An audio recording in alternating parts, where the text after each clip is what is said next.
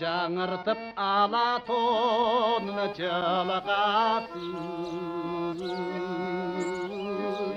талатын шап торғай бордың ырдашын жаз жадырап мен тұрамын күн сайын жаста неге келмей қойдың қымбатын жазда неге келмей қойдың қымбатын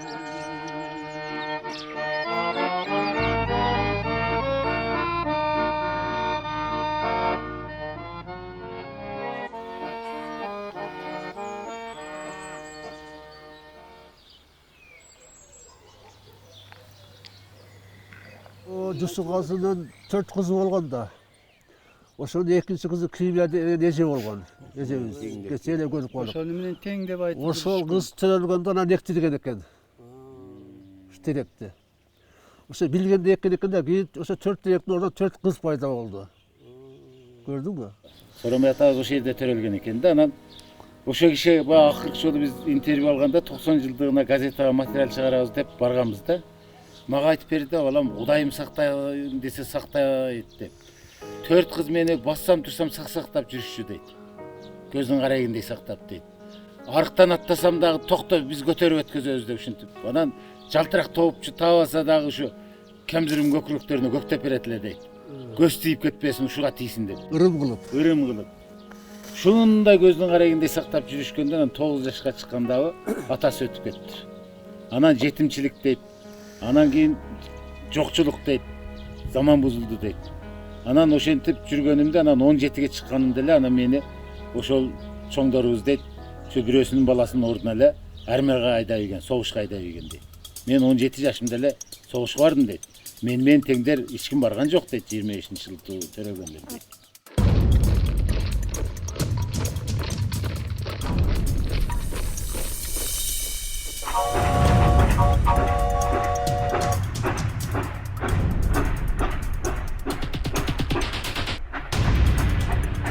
Анан согушта связда болдум дейт. Өзүбүздүн айылдаш Осу деген досум менен чогуу түшүп калдым дейт. Анан Осу мени өлүмдөн сактап калды дейт. Кандай дебейсиң дейт. Окопту шашлышка кылганда ушул эле жерде өзүбүз бата тургандай оюп терең казат элек дейт. Мойнубуз чыккандай кылып дейт. Анан курсак туштан огубузду жанагы весмешебизди койгондой чөнтөк казып алат элек дейт. Анан мен сменге барып келгем дейт, линия текшерип келсем, Осунун кезеги экен дейт. Штабка чейин текшеришке экен, замкание болуп атат деп анан кийин келди дейт. Жүр дос. Экөөбүз барып шерик болуп текшерип келели деп. Болбой эле ойбойма койбой ушундай чарчап турсам болбой эле сүйрөп алып кетти дейт. Барып анан кийин баягы адаттагыбыздай анан кийин текшерип келдик дейт. Келсек дейт, көргөн көзүмө ишенбейм дейт. Снаряд келип туруп баягы мен оюп алган окуптун өзүнө тийиптир дейт. Эчтеке жок. Чуңкур эле калыптыр дейт. Весмеш жок, жана октарыман эчтеке жок дейт. Кудай сактайм десе сактайт экен. Ушул Осу досум мени ошентип сактап бир өлүмдөн алып калды.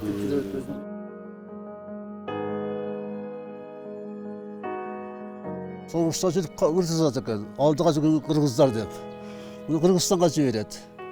Кыргызстанга жиберсе Жомарт Бүркөнбаев редактор экен Кызыл Кыргызстан гезитинде.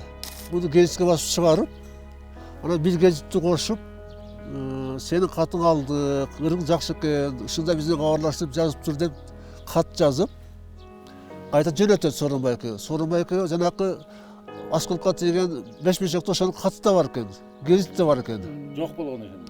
Анан баарын ошону сактап жүрдүм эле дейт, архив кылайын деп. Ошо баа гезит менен баягы эчтеке жок, эчтекени таппай калдык дейт. Чачыратып жоготуп ийиптир дейт. Боевой долг перед Родиной. Стихотворение называлось «Алдыга жүргөн кыргыздар». Вперед, воины киргизы. Мне очень было радостно, увидев свое первое стихотворение, напечатанное в журнале. Я очень благодарен Жомарт Бүркөнбаеву. Итак, оттуда вот с 43-го года с фронта начинается моя творческая биография.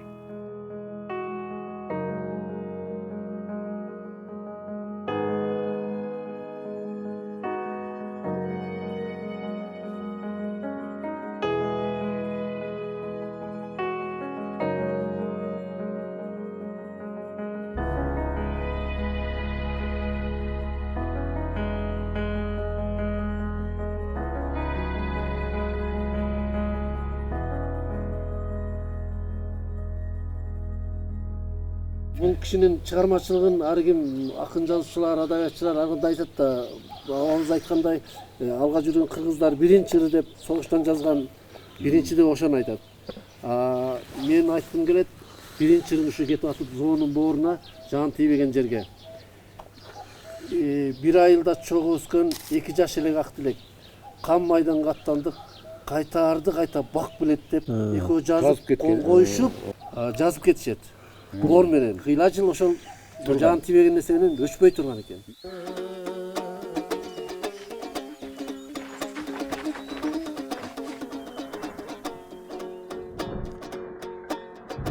Ай нуру жерди каптаган ак түс боек сыяктуу айылды турган сыйкырлаба ай барбы жайлоо айында айылды турган сыйкырлап ай барбы да жайлоо айында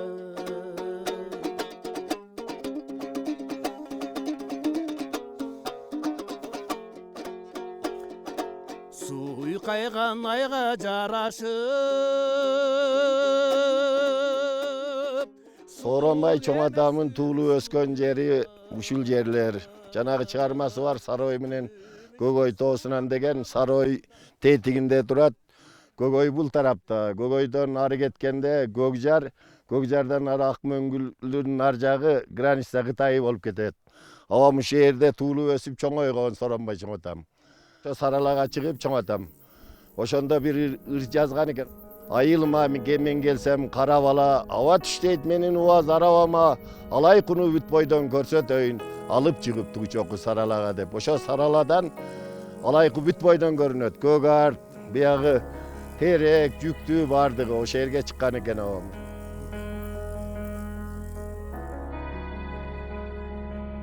Жаш кезинде ошол өзүнүн ырында айткандай кыз кучактап туруп автомат кучактап согушка кеттим дегендей, ошондой согуш мезгилинде окопто жатып алып жазган ырларын угуп, театрда чыгармачылык тагдыр ушул кишинин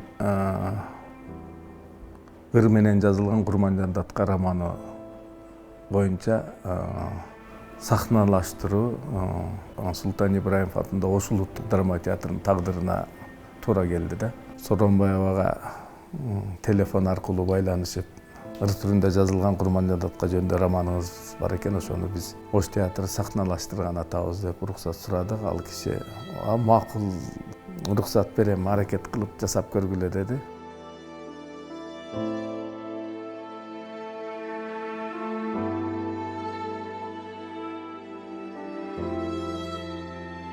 Бишкекке алып келип ошол чыгарманы элге, көрүүчүлөргө тартуулап атканда биз чакыруу билет албай үйүнө издеп бардык. Биринчи жолу ошол жүз көрүшкөнүбүз, жакындан таанышканыбыз ошондо болду. Анын өзүнүн ыраазычылыгын айтып, батасын берип, ошол баарлашып, жакшы сүйлөшүп отурдук.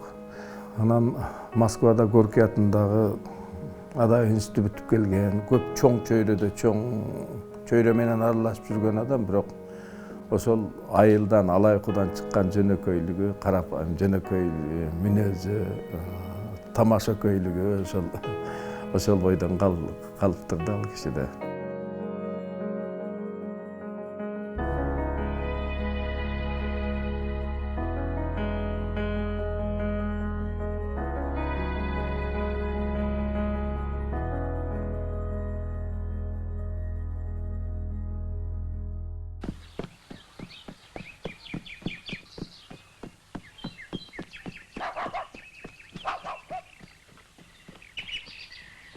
Мен таанышканым бул 5-класстарда мектептен чыгып ошол бир китепкана бар эле чоң, ошол китепканадан бир китебин алып, анан жолдон келе атып гербарийлерди терип окуп, мына ошондон бери таанышмын да. Сооронбай агайдын өзүнүн ырлары, мага жакындыгы, ырларынын жакындыгы ошол айылдагы болуп аткан, айылдын өзүнүн мындай кереметин, берметин аябай сонун бергендиги мага абдан жагып, поэзиясы, романтикасы, сүйүү жөнүндө, жаратылыш жөнүндө, согуш жөнүндө бир топ ырлар ушу Түрмөк булуттар деген ыр жыйнааны чыгыптыр да. Ушул күнгө чейин сакталуу менде. Сооронбай агайдын ырларына көбүнчө оондор аябай көп жазылган. Өзгөчө Ырысбай Абдыкадыровдуку, Асылбек Өзүбеков, Алтынбек Жаныбеков, Түндө деген чоң композиторлор өзгөчө көп жазган.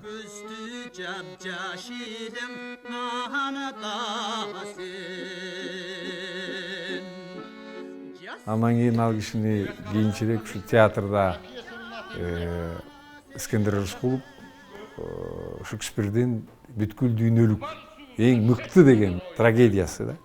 Гамлетти коюду, ошо мага Гамлетти берип которгон Сооронбай Жүзүйүп экен. Башымда эч жүрөктү камбарында сенин ар бир айткан сөзүңдү кура бир тамчы да кошпой туруп кошунду. О апам, сен шуркуясың. Апам, сен күлүп турган ыпластың. Апам бузук, апам камкор ыплас.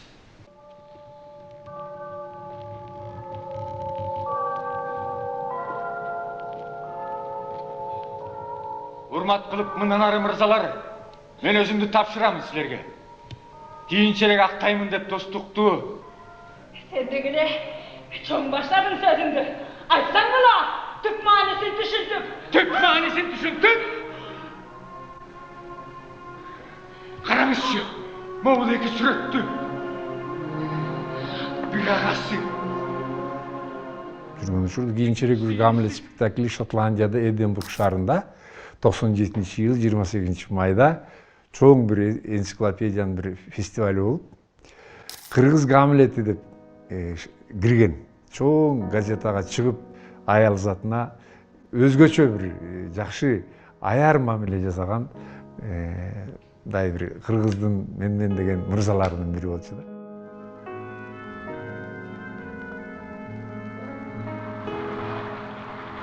Многие поэтические произведения Джусуева переведены более чем на 20 языков братских народов нашей страны, а также на иностранные языки.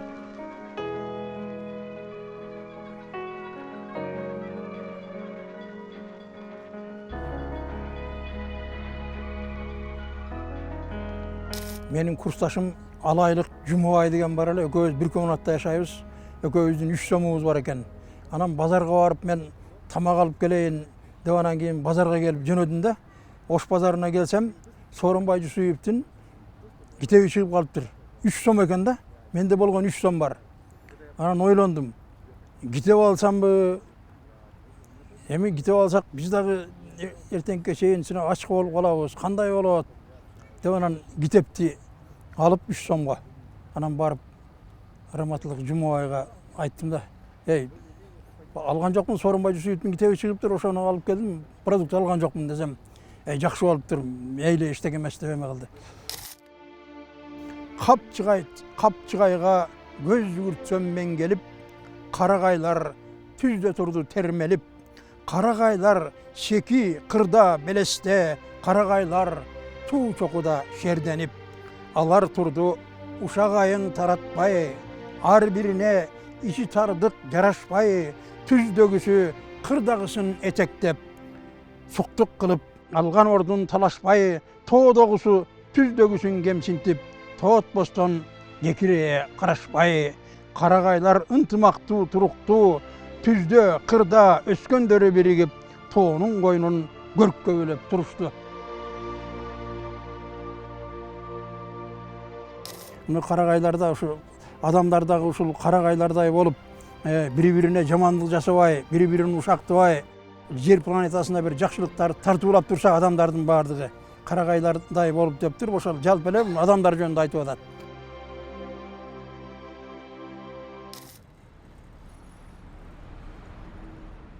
Чыңгыз Айтматов менен чогуу 13-2 этажда 4 комнат квартирада, эки комнатасында Чыңгыз Айтматов үй бүлөсү менен, 2 комнатада Сооронбай Жүзүйүп үй бүлөсү менен. Чогуу 4 жылдай туруп чогуу туруштур. Анан аябай ынтымактуу турдук дейт. Өзгөчө Чыңгыздын дейт ата апасы Нагим апа аябай көп тарбия берди дейт. Эми биз баягы алар улуу дейт. Бүт баардыгын эме кылган, аябай эме көп нерселерди эметтик дейт. Анан ошондо Бетме-бет деген чыгармасы эң биринчи повести да.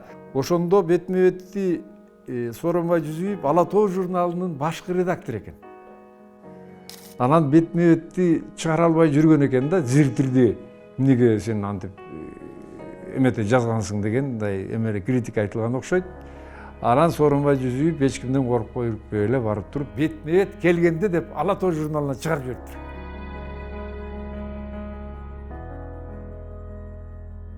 Жол Чыңгыз агай аябай эме болуп келди дейт, кейип келди deyт. Ушундай бир чоң жазуучу тиги Байтиктин Босбөлтөгүн алып барып алып, Жамиля жөнүндө аябай катуу критика айтыптыр да. Эмне болду десең, ошону айтып берди дейт. Анан ошондон кийин Чыңгыз агайдын жанагындай орусча жазып калган себеби ошондо биринчи тиги Москвадан чыгарып туруп, анан бияктан эчтеке дей албайт да. Анда цензура бар болчу да. Анан ушул жерден Сооронбай Жүзүевдин чоң эмгеги бар экен.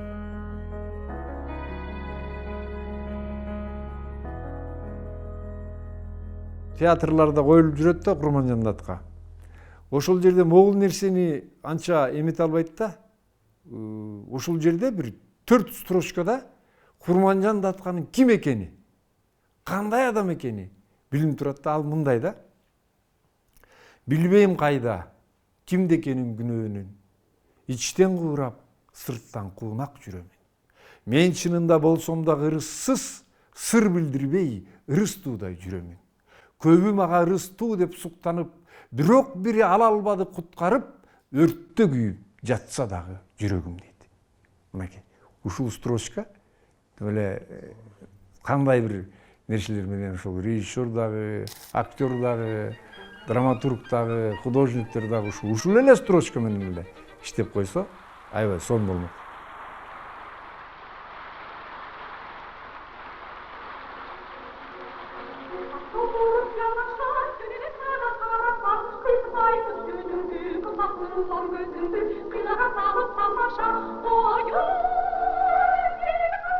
Кыргыз Республикасынын президенти менен маданият ишмерлеринин жолугушуусу болду. Түнү бою уктаганы жокмун деди. Анан, эмне уктаган жоксуз? Жерде уктап калсаңыз кантесиз? Десем айтты, сен мени жөнөкөй эл акыны катары ак үйгө алып кирип, баатыр катары алып чыгып атсаң кантип уктамак элем деди. Ошентип анан кийин а киши баатырдык наам алды президенттин колунан. Канча жаштар, канча акындар, канча жердештер, канча жүрөгү таза, ниети таза кишилер ушунчалык сүйүнүштө болдук. Баскан жолу улуу, жазган чыгармалары улуу, жашы дагы улуу жашка келип калган кезиндеги чоң окуя болду. Улуу акын болушуна атасы Жусугазынын жардамы чоң деп. Ана кандай жардам болушу мүмкүн? Бул Сооронбай деген казынын уулу болгон деген жарлык дайыма көтөрүлүп турчу. Анын баягы тырнакчанын ичиндеги достору тарабынан, атаандаштары тарабынан, аны көрө албагандар тарабынан бул казынын баласы деп дайыма айтылып нетип турчу. Ал эми ошол Компартиянын убагында мындай кадр табылгыс нерселе. Сооронбай Жүсүевтү мисалы үчүн Компартия бийликке алып кетип, андан ары өстүрүп кеткенге толук мүмкүнчүлүк бар болчу. Эгер дал жак алып кетип кала турган болсо, анда бүгүнкүдөй Сооронбай Жүсүевдей улуу акын болмок эмес.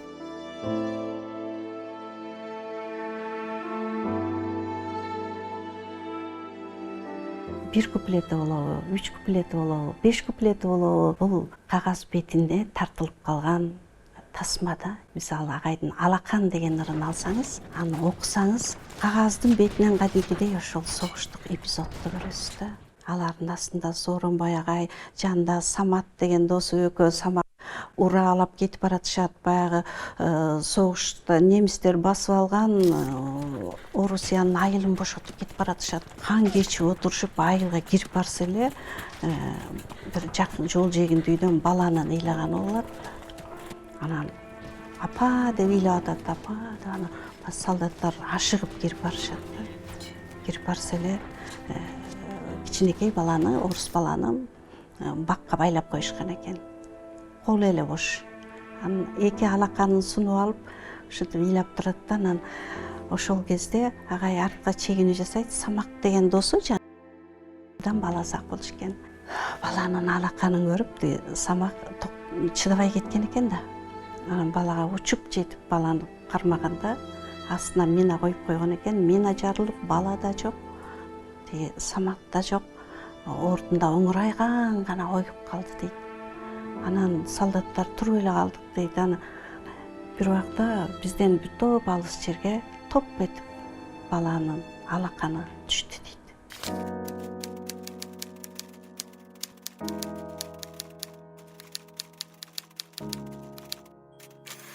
Устат катары баягы аябай күйүп бышып турчу да баарыбызга. Анан бунусу көрсө кыргыз адабиятына күйгөн экен, кыргыз поэзиясына күйгөн экен. Ушу кыргыз поэзиясынын учугу уланса экен деп ошого күйчүкен да. Аркабыздан шакирт даярдаганга мындай аракет кылып агайдан үлгү алып калар элек да. Анан агайдын акын катары баардык эле билишип айтышат чыгар. Анан ошо устат катары, жеке адам катары бир башкача айкөл эле агай. Анан мени таң калтырганы кыргыз адабиятына жаштарга кайдыгер эмес эле да.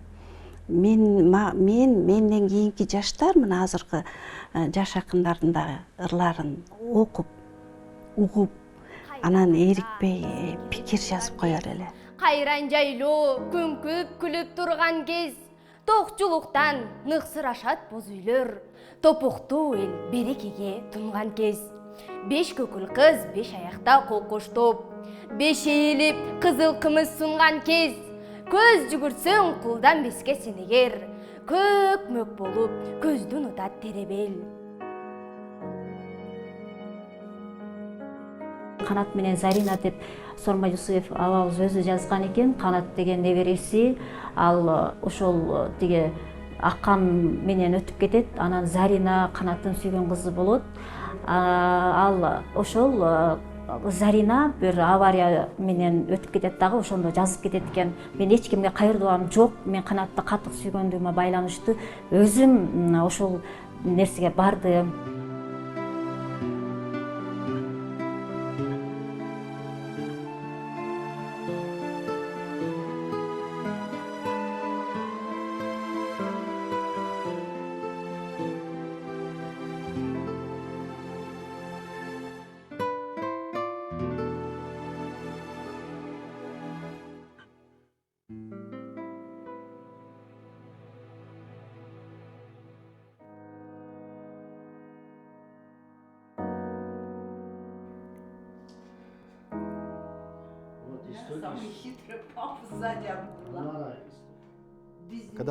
Чоң атам согушта жүргөндө аларга күнүгө 100 грамм катып калган нан беришчү экен.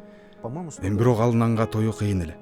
Бир күнү колунда баласы бар бир сыган аялды жолуктуруп калат. Аял андан мага нанды берчи, анын ордуна мен сага келечегиңди айтып тагдырыңды окуп берем дейт. Чоң атам ачка болгондуктан нанын бергиси келбейт. Бирок акыры нанын берип, андан бир эле суроо сурайт. Мен энемди көрө аламбы? Өзүмдүн туулган кыргыз жериме жетип, жеринди өбө аламбы дейт.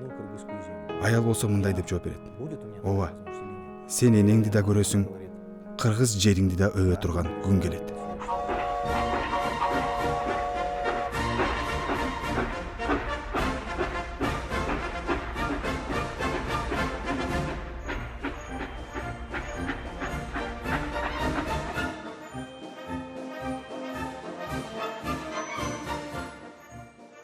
Бала кезибизде ар дайым 1 май майрамын чыдамсыздык менен күтчүбүз.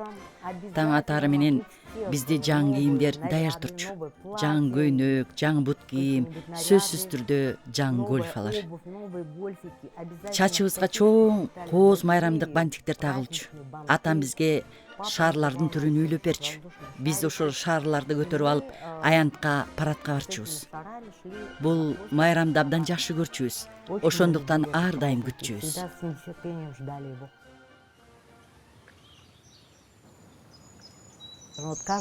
Жайкысын болсо, биз ар жылы 24 күн ысык көлдө болчубуз. Андан кийин 1 ай атамдын туулган жери Алайкуга барып өткөрчү элек. Ал жерде бардык туугандарды кыдырып, аларга жолугуп, укмуш кооз, бийик жайлоолорго чыгар элек. Ал жердин абасы таптаза болчу. Табияты керемет эле. Биз ал жакта аябай сонун эс алып, жакшы убакыт өткөрчүбүз.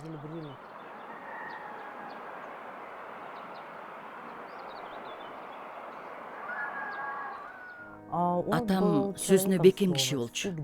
Убада берсе сөзсүз аткарчу. Тактыкты абдан баалачу. Кайсы иш чара болбосун, мейли конокко, мейли жыйынга болсун, өмүрүндө бир да жолу кечиккен эмес.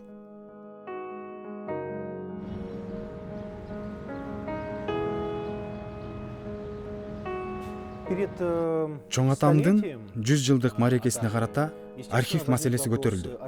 Атабыз тирүү кезинде архивдин 1 бөлүгүн өз эле мамлекеттик архивге тапшырган экен. Эми биздин милдет калганын кандай кылып өткөрөбүз деп ойлонуу болду. Калган кол жазмалар, документтер, башка кагаздар да бар болчу. Мунун баарын биз мамлекеттик архивге өткөрүп бердик. Ал эми бул китель болсо үйдө иленип турган. Биз аны дайыма сактап, аяр мамиле кылып жүрчүбүз. Бир нерсе болуп кетпесин, курт жеп кетпесин деп коркчубуз. Анан тарыхый музейде атайын көргөзмө тууралуу сөз болгон кезде мен музей менен байланышып, апам экөөбүз бул кительди тарыхый музейге өткөрүп берүүнү чечтик. Эл көрсүн, бул биздин тарыхыбыздын, маданиятыбыздын, мамлекетибиздин бир бөлүгү катары жашасын дедик. Бул болсо эрдик үчүн медаль, атамдын эң кымбат медали болчу. Анткени бул чыныгы согушта берилген фронттук сыйлык эле. Ал бул медаль менен абдан сыймыктанчу. Албетте, Токтогул Сатылгыров атындагы сыйлыкка да аябай сыймыктанчу. Эми бул нерселерди элдин баары көрө алат дегенге мен чын жүрөктөн кубанычтамын. Кыргыз эли, кыргыз окуурмандары турганда Сооронбай Жусуев эч убакта жок болбойт. Себеби бул ошол кыргыз поэзиясындагы бийик мейкиндик.